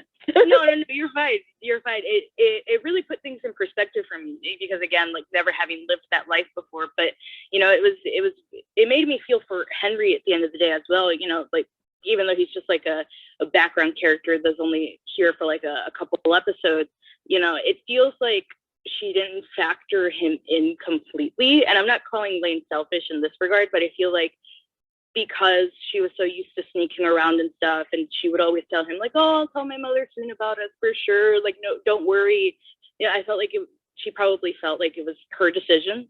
I have to go about it this way. Like, she is my mother. I know her. And so I guess Henry kind of slipped past her mind, and she didn't really factor him in. And so, you know, at one point you're going to get exasperated like Henry did, having to sneak around and do all these advanced plans and stuff. So it just makes me feel for both of the characters, because it seems like Henry is sort of like an afterthought. And it's just heartbreaking for both. And so, yeah, that's all I wanted to say. Well said, Regina. Yeah, I was going to jump in too and totally agree with that. I I love the Henry character because even though it's a small one, like you said, like he represents agency in a totally different way than we've seen on this show. Like he's the voice of I deserve better. And so, you know, he's not gonna be like, he puts in a lot of effort. He really does like her. And he does do the three-way call and he does all those things. And he has a limit. And, you know, up until this point, we haven't really seen the Gilmore girls treat the men in their lives completely fairly. And this is like one of those really rare moments where we get the perspective of the guy the person that's kind of being jerked around. And I really, really love it. Every time I see it, I love it because it's this refreshing, like, reversal of like what we're used to seeing, because we're on Lane's side. We want Lane to have the boy that she likes. And so we're like, yeah, like set all these weird things up, do the basket thing, like, you know, like create an obstacle course so you can get what you want. And I really love that in the end, he's kind of like, wait, no, that's not fair to me. I really want to go to the prom and I'd love to take you, but I want to go to the prom for real. And it's so, I don't know. I just thought it was super cool to see someone just kind of stand up for themselves. Yeah, I love that. So well said. That's so cool. So can I do like a little bit of a topic change? Absolutely. I haven't been here the whole time, but have we talked about Suki and Jackson yet? Yep. We did. We talked about them at the very beginning. We actually talked for a while about that. But we could certainly reopen that if you have something that you wanted to add. Dang, because I just wanted to see your reaction when someone pointed out that whole marriage scene was done at night with a whole bunch of lights. Because I'm sure someone pointed we that brought that up, but Valerie's actually in the room with us. Valerie was the key costumer on the show, and so we actually, I know that was mentioned. Someone said they thought it was done at 3 a.m. I don't think it would have been done at 3 a.m. It probably was done shortly after dusk. So just to give you some context, right? Like, you know, the shows a show like this has to be really well planned out beforehand. You have everyone figuring out like, when do we have these actors? What do each of these scenes specifically need from a perspective of like daylight versus night, stage versus outside. They have to mix that stuff in with like, you know, can we get this scene close to this scene, you know, shooting wise, because then we can save money because we've got this, we can sort of share resources, right? So all of this stuff's really planned out.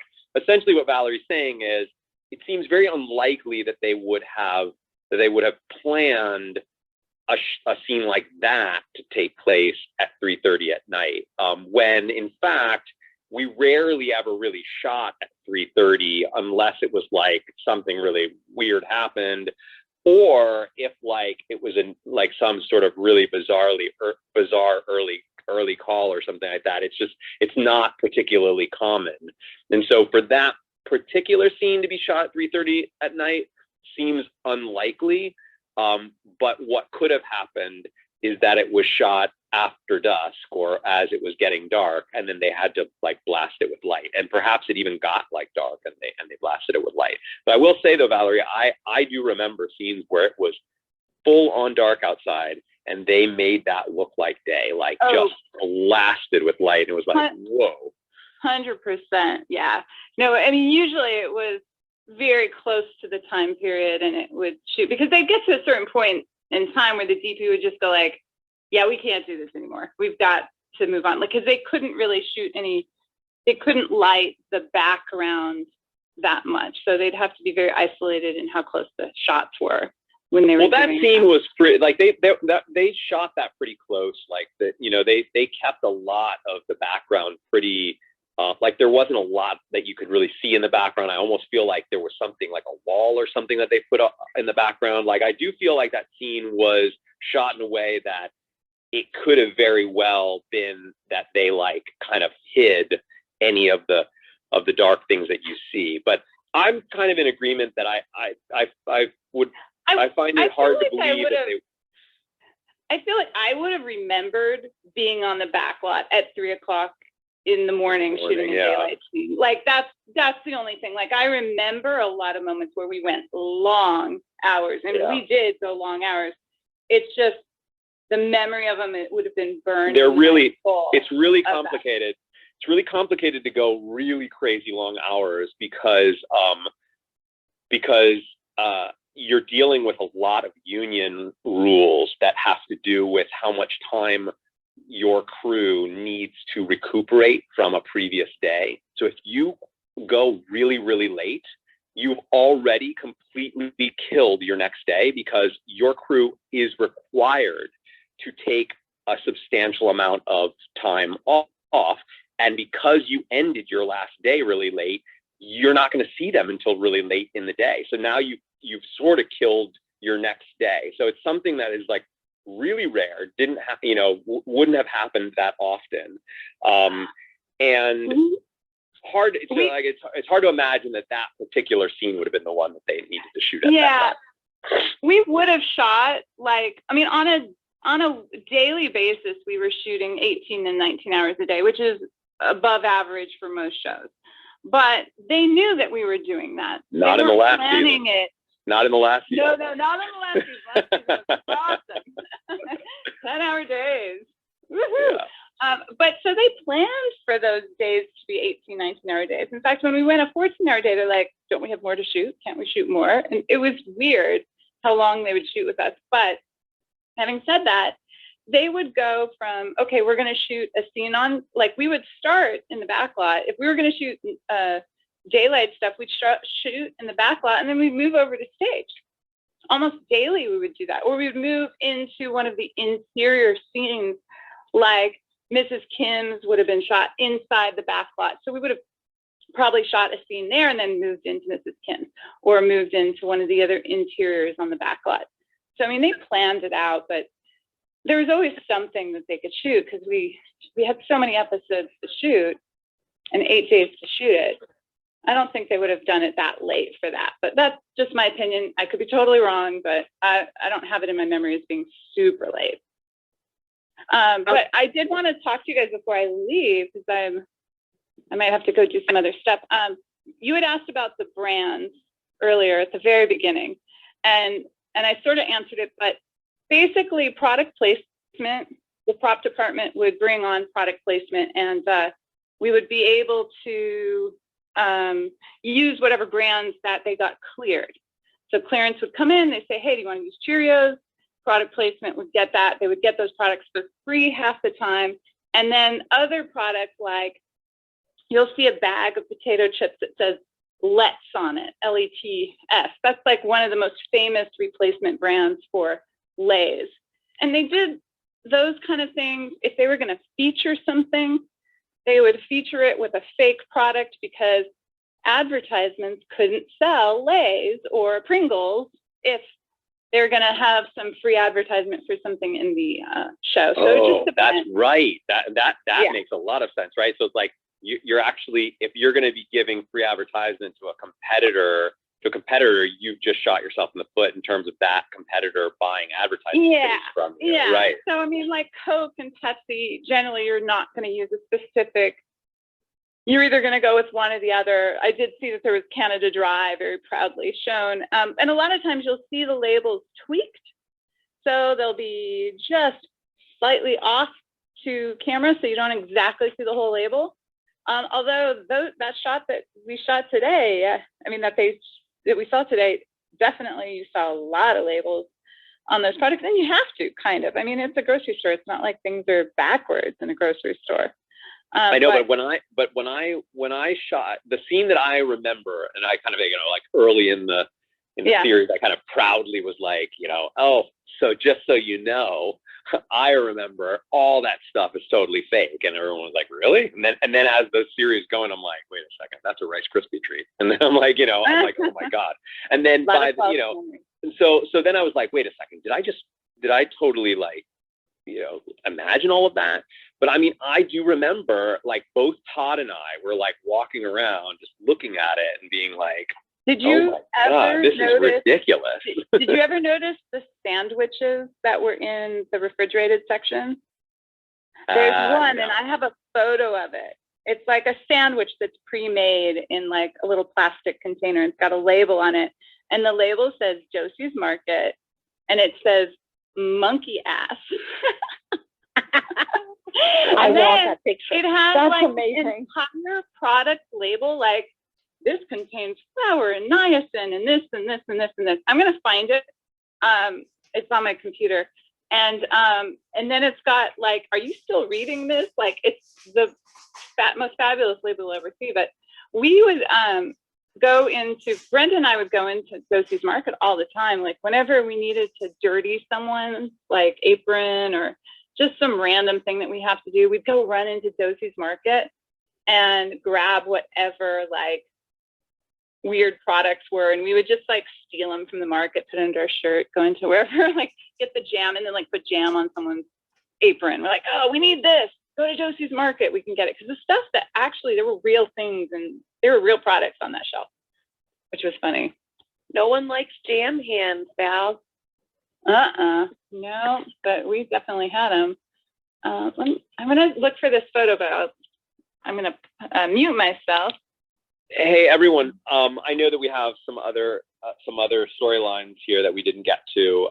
We wanted to chat about Emily, and we wanted to talk about. Did we want to talk about Luke and Lorelai a bit? That last scene in the gazebo when they were talking about, when she was talking about the concept of the basket thing, what did you think about all that? Like, love someone you love? Yeah, I mean, yeah, it just seemed a little bit like foreshadowing, and it seemed like what it was, right? Like he bought the basket for her because she needed him to, but like, you know, they're kind of indulging, both of them to a degree, indulging in this fantasy that you know, potentially they could be sitting there together under different circumstances. Yeah, I mean, I just thought it was one more little, you know, piece to the larger Lorelai and Luke story that is clearly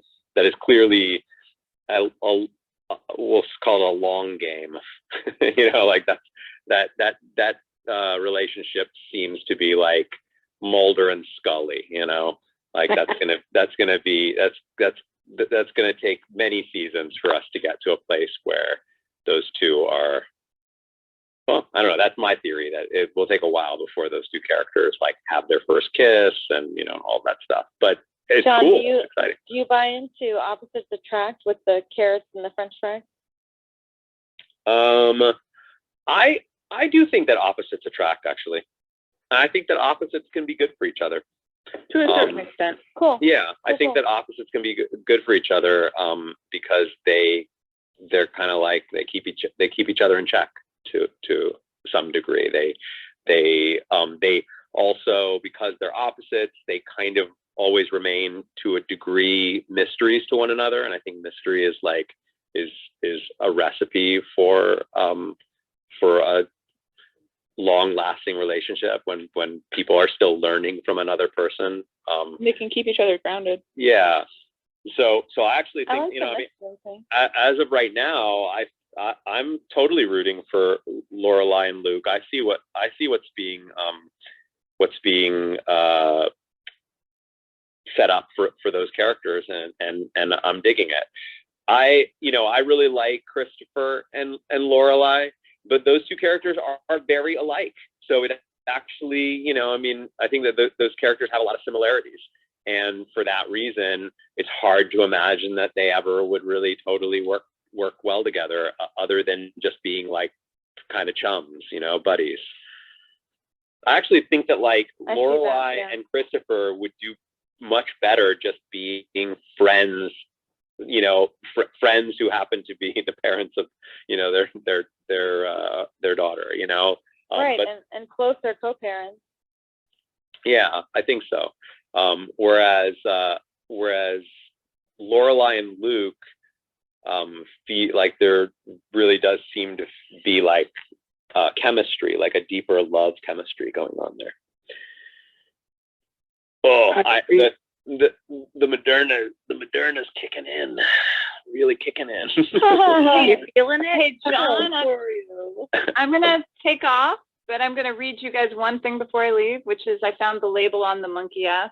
It's ingredients: on wheat or white bread, flour, or whole wheat, stone ground flour, water, wheat, gluten, yeast, non-bromate yeast, corn, sweetener, salt, and normal stuff. And then the thing, it says, what the hell is Zymox? I've been copying this off a real sandwich label. I think I'm going to stop. This is just too scary. Hold me. You really don't want to know what else is in this sandwich. Just eat it and pray to God for a swift and painless death. That's it. That was created by Movie created by graphics. the set department. No, actually, the company, Movie Graphics, are the ones that I guess made the label for this. So it's like a prop company. Yeah. I see. And that was consumed on 2/12/05. So that probably would have been season 6. Yeah. 5 or 6. Well, we shot 2005. We started shooting in 99. So true. Would have been 6, I think. Yeah. Oh, okay. Well, anyway, Much lovely. knowledge. Thank you Yeah. for coming, Valerie. Val, thank you so much for joining us. Oh, you're welcome. I mean, Happy birthday. Yes, Happy birthday. Claps for Happy birthday, Val. If there's any other questions you guys have, let me know and I'll answer it, but I'm gonna take off right after that. Oh, will you come again? I'm actually going to be heading off as well. I'm going to head off now. I've made everybody a moderator, as I always do, because if I leave, the room doesn't shut down, and you all can continue chatting amongst yourselves and spewing some good old spoilers that are not spoilers to for all of you. And we're going to be taking the next 2 days off. So there's no episodes tomorrow, no episodes on Sunday. Oh, I can sleep in. Not Sunday night? Wait, Are we Sunday doing night. Sunday Sorry. There is an episode on Sunday night. Thank you. Sorry. So there's no 8 a.m. tomorrow. There's no 7 p.m. tomorrow. There's no 8 a.m. on Sunday, but there is a 7 p.m. on Sunday night. Oh, just sleep in. I'm so excited. Remember to drink a lot of water. I know. I'm already drinking a lot of water. And my shoulder's already really hurting. Make yourself move. Like, get outside if you can. Yeah. Also, be prepared to, like, for me, I mean, it was different. It's different for everyone with side effects. But as I told you guys, like, I slept all day on Wednesday. And so if you need to sleep, don't fight it. Just let your body sleep. Because it ultimately, like. Yeah, Babsy's like, yes. She's like, yes, listen to her. Because I'm like just the worst with sleeping. I tried to fight it, but like by 10 a.m. I was like, okay, I'm done, I'm out, and I slept till 5. So as I'm sure you all can probably imagine, I'm not the best with sleeping. I don't often sleep. Melatonin because you're sitting in the middle of the night working on our website. Yeah. You can kind of tell. Just all kinds of stuff like that. My brain just doesn't shut off. So I would rather be doing something than just staring at my ceiling. You know. So it will knock you out if it wants it to. Yeah. No, but I'm feeling drowsy. I'm gonna take some Tylenol here to help with this shoulder pain, and then I'm gonna chill. I'm not gonna stay up. But I'm eager to jump back into this on Sunday. And T, are you still here? Yeah. I love the idea of more fun stuff like this, like the picnic. That was really that was just really really fun, really cool. And I think that we can find other opportunities to do that kind of stuff. Like what I loved so much about it is that it really brought all of us into the world of Stars Hollow, and that, as you know, is my jam. I love that. Well, hey, John, did you see Steph's mug that she posted in the group? Yes. oh my gosh. I mean, it's brilliant. So cool. It's absolutely amazing. I love it. Yeah, just all of this is just great. All of the shirts and the mugs and the picnics. It's really cool. All right, folks. I will see you on Sunday night. All right. Have a great weekend. Good night, Joe. Bye-bye. Bye. Key, I'm curious, what's your idea for next week? Yeah, because I can't remember what next week's episode is. Yeah.